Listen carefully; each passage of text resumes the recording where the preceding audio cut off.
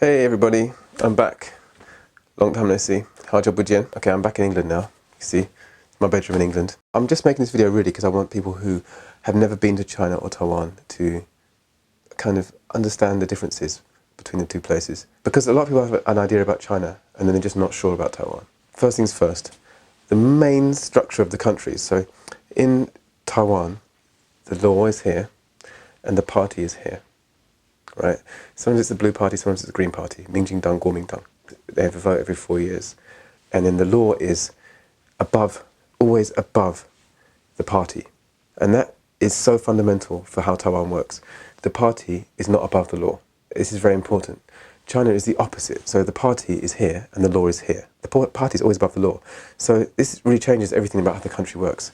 So the party can use the law, change the law, ignore the law depending on what best suits them. Whereas in Taiwan, there was a president called Chen, and he stole some money and he went to prison. And not only that, not only was he put in prison, the court hearing, everything was all public. You'll see in Taiwan there's media which is very obviously supports the Green Party, media which very obviously supports the Blue Party. This is very, very, very clear. And everybody knows which papers support which side. There's two different perspectives constantly going against each other. That's the Taiwanese media. But the media in China there's only one media. There's a few different papers and a few different outlets, but it's all the same, in line with what the party wants to tell you, because the party is above the law. So the party can always use the law to control the newspapers and the media outlets. Whereas in Taiwan, the law is above the party, so the party can't use the law to control the media. You'll see that in Taiwan, how they deal with history is very different.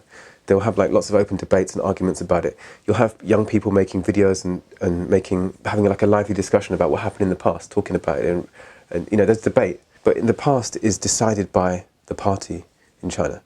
So some things can be talked about, some things can't be talked about. Like Tiananmen Square, right? That can't be talked about, that can't be mentioned in China because the party is above the law. So they can outlaw it. So if you're a teacher and you mention that word in class, you'll lose your job if you're lucky.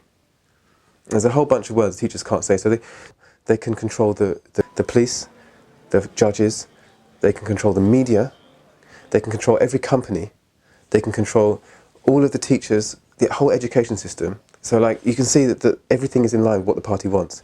Whereas in Taiwan, because the party is not above the law, it's a free debate, like a debate within the nation about how things should be done, how things work.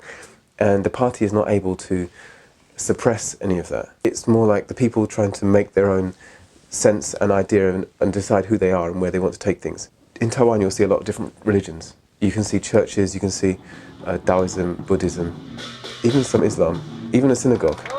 A lot of different religions go on in Taiwan. There's never any religious violence. The government don't get involved, they just like stay out of it. But in China, it's the opposite. So they do not want any ideology which might disrupt their one line of control. But you won't see that in Taiwan. It's like they just let it happen. You've got a much smaller population because Taiwan's only got 23 million people, which is a third of the size of England. It's not that small actually, but compared to China it's tiny. China is a much bigger landmass, has much more diversity of cultures and languages.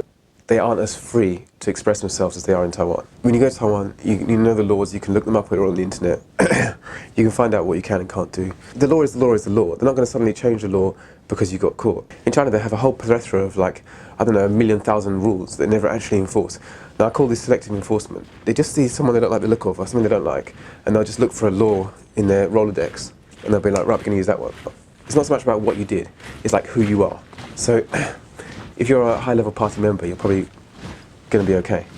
If you're from a province like Lanzhou or Xinjiang, then you're probably not going to be okay, because you're from a much lower place in society. Or if you're a Hong Konger, Taiwanese, or you're, God forbid, a Canadian, I'm sure you saw there's the Canadian sentence to death, and that was all because of the Huawei CEO's daughter was kept in Canada, and he happened to be Canadian.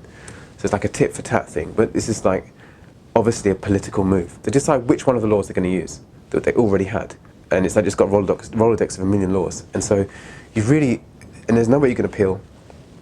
There's no media outlets that you could go to because they're completely controlled by the government. If you tried to do that, you'd be in more trouble. That many Hong Kongers and Taiwanese have been taken by the government, Canadians as well. It's not transparent, it's completely opaque. In Taiwan, the media would report on it, if it got international news, the embassies of different countries also get involved. There will be transparency. There's no transparency in China. Taiwan, you can appeal, it's transparent, you can work everything out. If you did nothing wrong, you'll be okay. There's a million other things I could say about the two places, but I don't want to make this video an hour long, so I hope you enjoyed it.